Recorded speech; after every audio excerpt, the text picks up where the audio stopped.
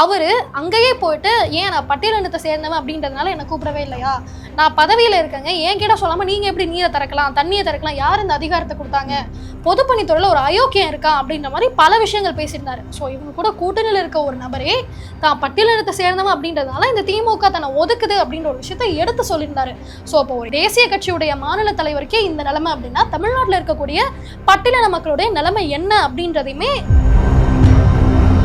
அதாவது இங்கே வந்து என்ன கேள்வி எழுதும் அப்படின்னா, மக்களுக்கு தொடர்ந்து வந்து அங்கே இருக்கக்கூடிய டெல்டா மக்கள், திருவாரூர் மாவட்ட மக்கள் வந்து தொடர்ந்து திமுகவுக்கும் திமுக ஆதரவு கூட்டணிகளுக்கும் தான் வாக்களிச்சிருக்காங்க.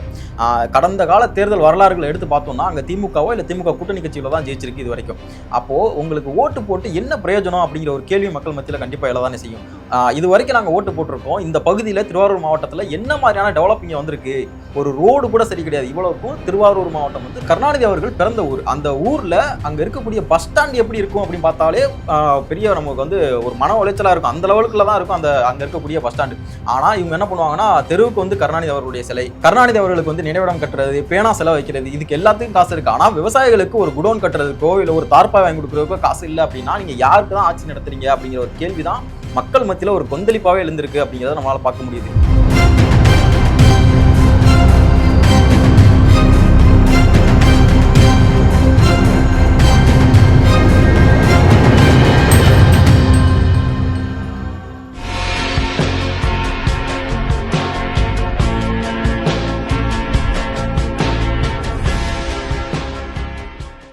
டூர் போக நீங்க ரெடியா? Family tour, solo tour, adventure tour, group tour, office tour, school tour, honeymoon எந்த ட்ரிப்பா இருந்தாலும் ஃபேமஸ் ஸ்டார் டூரிசம் ஈஸியா அரேஞ்ச் பண்ணி தராங்க. Best packages, excellent service and full jolly எக்ஸ்பீரியன்ஸ்க்கு கேரண்டி.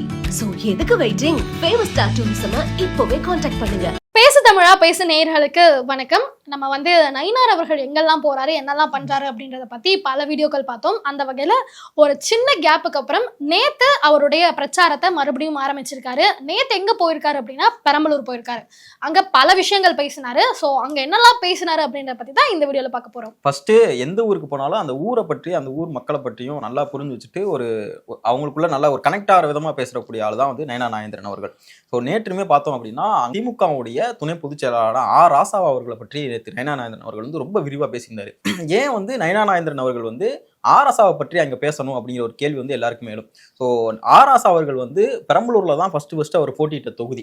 அதுக்கப்புறம் பெரம்பலூர் தொகுதி வந்து பொது தொகுதியாக மாறுறதுக்கப்புறம் ராசா அவர்களை வந்து நீலகிரியில் போயிட்டு நிற்க சொல்கிறாங்க திமுக தலைமை. அதுவே வந்து ஒரு பெரிய சர்ச்சையாக பேசப்பட்டுச்சு அன்றைய காலகட்டங்களில். இன்றைக்கு வரைக்குமே வந்து திமுக மேலே வைக்கக்கூடிய ஒரு மிகப்பெரிய குற்றச்சாட்டு அதுவாக தான் பார்க்கப்படுது. ஒரு பொது தொகுதியாக மாறினா தான் என்ன, அந்த பொது தொகுதியிலையும் ஒரு பட்டியலின மக்கள் நிற்க வச்சா என்ன உங்களுக்கு என்ன அப்படிங்கிற மாதிரியான பேச்சுக்கள்லாம் வந்து இன்னைக்கு வரைக்கும் நிறைய எழுதுறதை பார்க்க முடியுது. ஸோ அதனாலேயே குறிப்பிட்ட ராசா அவர்களை பேசியிருந்தாரு.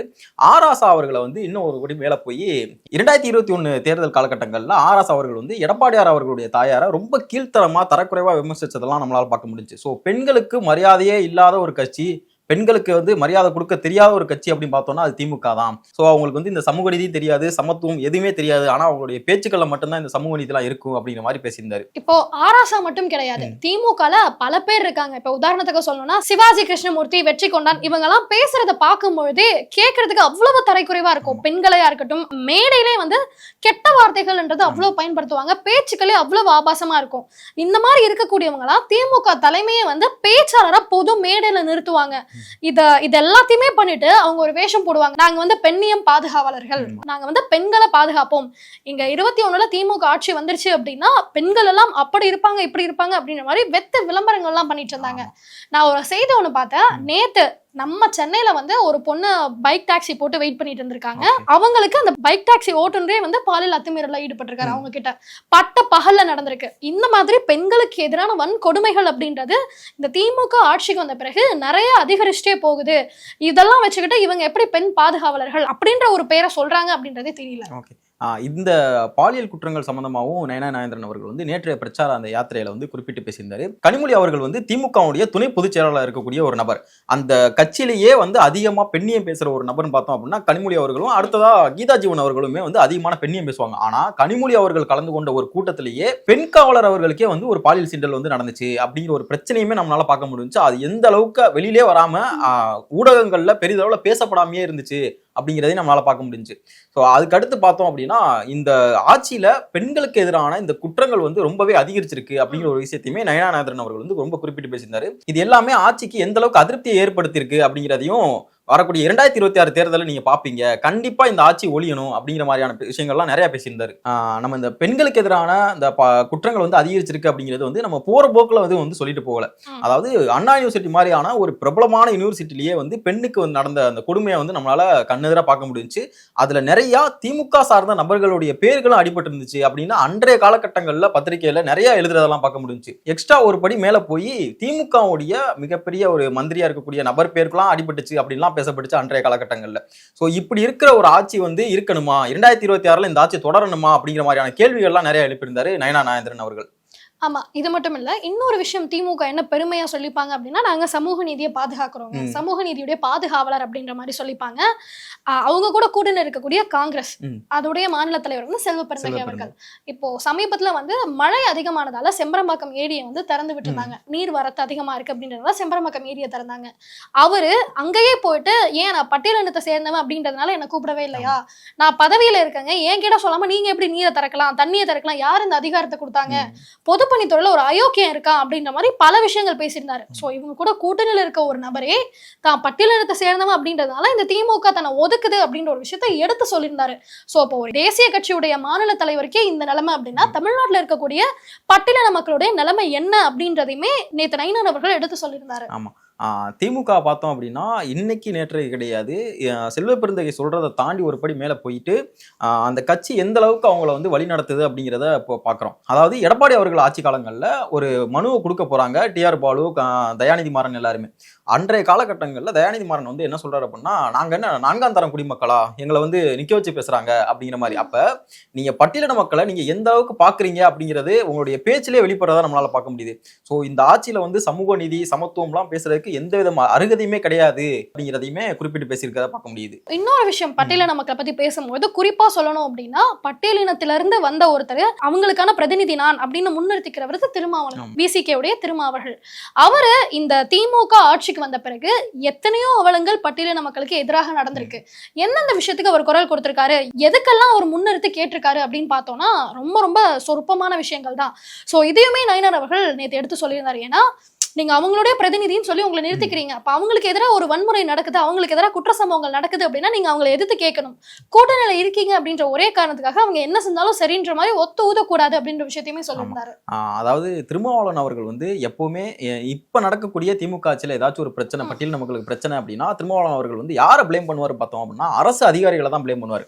அந்த அரசு அதிகாரிகளை யார் கையில வச்சிருக்கா அப்படிங்கிறத கூட அந்த அடுத்த கடத்தை நோக்கி அவர் குற்றச்சாட்டவே மாட்டார். அப்படியே சொன்னாலுமே வந்து அது தோழமை சுட்டல் அப்படிங்கிற மாதிரியான ஒரு ட்வீட்டை போட்டு கலந்து போயிடுவாரு. அப்போ பட்டியலின மக்களுக்கு வந்து பட்டியலின மக்கள் சார்பா நான் வந்து எல்லா இடத்துலயும் நிக்கிறேன், பட்டியலின மக்களுக்காக தான் பேசுறேன், ஒடுக்கப்பட்ட மக்களுடைய குரலா தான் ஒழிக்கிறேன் அப்படின்னு சொல்றதுக்கு என்ன விதமான அர்த்தம் இருக்கு அப்படிங்கிற கேள்வியும் எழுது நமக்கு. இவங்களுக்கு தேர்தல் காலகட்டங்கள்ல ரொம்பவே ஆதரவு பட்டியலின மக்கள் சைடு தான் நிக்கல அப்படின்னு பார்த்தோம் அப்படின்னா, அடுத்ததா சாமானிய மக்கள், அதாவது இங்க இருக்கக்கூடிய சாமானிய விவசாய மக்கள் பக்கமாச்சும் நின்றாங்களா அப்படின்னு கேட்டா அதுவும் கிடையாது. டெல்டால இப்ப சமீபத்தில் நடந்த மழையில வந்து அவ்வளோ நெல் மூட்டைகள் வந்து வீணா போயிருந்ததை நம்மளால பார்க்க முடிஞ்சு. கிட்டத்தட்ட ஒரு 4000 மூட்டைகள் வந்து வீணா போயிருக்கு அப்படிங்கிற மாதிரி விவசாயிகள் வந்து குற்றம் சாட்டினாங்க. ஆனா இது எதையுமே வந்து நேர்ல போயிட்டு அந்த குறைகள் எல்லாத்தையும் துணை முதலமைச்சரான உதயநிதி அவர்கள் கேட்டாரான்னு கேட்டா கிடையாது. போயிட்டு பேரளவுல ஒரு மந்திரிகளோ எம்எல்ஏவோ பக்கத்துல நிக்க வச்சுட்டு இது இருக்கா அப்படின்னு சொல்லிட்டு ஒரு போட்டோ ஷூட்டை நடத்திட்டு அவர் வாட்டி கடந்து போயிட்டாரு. ஆனா அங்க நடக்கக்கூடிய விவசாயிகள் நடக்கக்கூடிய கொடுமைகளை வந்து நேர்ல போய் யாருமே வந்து கண்காணிக்கல, அமைச்சர்களோ எம்எல்ஏக்களோ யாருமே வந்து நேர்ல பார்வையிடல அப்படிங்கிறதா அங்க விவசாயிகள் வைக்கக்கூடிய மெயினான ஒரு குற்றச்சாட்டாவும் இருக்கு. ஆமா, இன்னொரு விஷயம் என்ன சொல்லியிருந்தாருன்னா, இப்போ ஸ்டாலின் அவர்கள் அவருடைய சொந்த ஊரு, நாங்களும் டெல்டாக்காரன் தான், திருவாரூர் அப்படின்றதுனால நாங்களும் டெல்டாக்காரன் தான் அப்படின்னு முதல்வர் முன்ன வந்து நிப்பாரு. ஆனா இங்க டெல்டால அவ்வளவு பிரச்சனை, அத்தனை விவசாயிகள் பாதிக்கப்பட்டிருக்காங்கன்னும் போது ஏன் முதல்வர் டெல்டாக்கு இன்ன வரை போகவே இல்லை? துணை முதல்வர் தான் போய் ஒரு நாடகம் நடத்தினாரு, முதலமைச்சர் போய் என்ன நடந்திருக்கு, மக்கள் எவ்வளவு கஷ்டப்படுறாங்கன்றத பார்க்கலாம்ல, ஆனா போகவே இல்லை அப்படின்ற ஒரு விஷயத்தையுமே சொல்லியிருந்தாரு. இப்ப உதயநிதி அவர்கள் டெல்டாக்கு போயிட்டு என்ன சொல்லியிருந்தாருன்னா, இங்க விவசாயிகள்லாம் பெருசா கஷ்டமே படல, நேரடியா புகார் முதலமைச்சர் யாருமே கொடுக்கல அப்படின்ற ஒரு விஷயத்த சொல்லியிருந்தாரு. ஆனா விவசாயிகள் படக்கூடிய கஷ்டங்களை நாளுக்கெல்லாம் நம்ம எல்லாருமே பார்த்துட்டு தான் இருக்கோம். அது இவங்க கண்ணுக்கு மட்டும் படவே இல்லையா? ஏன்னா அழுது குமிச்சிட்டு இருக்காங்க, நெல் மூட்டையெல்லாம் முளைச்சு கிடக்கு, அதை பார்த்துட்டும் எந்த பிரச்சனையுமே இல்லைன்னு சொல்றீங்களே, இதெல்லாம் எந்த விதத்துல சரியா இருக்கும்? அதாவது இங்க வந்து என்ன கேள்வி எழும் அப்படின்னா, மக்களுக்கு தொடர்ந்து வந்து அங்க இருக்கக்கூடிய டெல்டா மக்கள், திருவாரூர் மாவட்ட மக்கள் வந்து தொடர்ந்து திமுகவுக்கும் திமுக ஆதரவு கூட்டணிகளுக்கும் தான் வாக்களிச்சிருக்காங்க. கடந்த கால தேர்தல் வரலாறுகளை எடுத்து பார்த்தோம்னா அங்க திமுகவோ இல்ல திமுக கூட்டணி கட்சியில தான் ஜெயிச்சிருக்கு இது வரைக்கும். அப்போ உங்களுக்கு ஓட்டு போட்டு என்ன பிரயோஜனம் அப்படிங்கிற ஒரு கேள்வி மக்கள் மத்தியில கண்டிப்பா எழதானே செய்யும். இது வரைக்கும் நாங்க ஓட்டு போட்டிருக்கோம், இந்த பகுதியில திருவாரூர் மாவட்டத்துல என்ன மாதிரியான டெவலப்பிங் வந்திருக்கு, ஒரு ரோடு கூட சரி கிடையாது. இவ்வளவுக்கும் திருவாரூர் மாவட்டம் வந்து கருணாநிதி அவர்கள் பிறந்த ஊர். அந்த ஊர்ல அங்க இருக்கக்கூடிய பஸ் ஸ்டாண்ட் எப்படி இருக்கும் அப்படின்னு பார்த்தாலே பெரிய நமக்கு வந்து ஒரு மன உளைச்சலா இருக்கும். அந்த லெவலுக்குள்ள தான் இருக்கும் அங்க இருக்கக்கூடிய பஸ் ஸ்டாண்டு.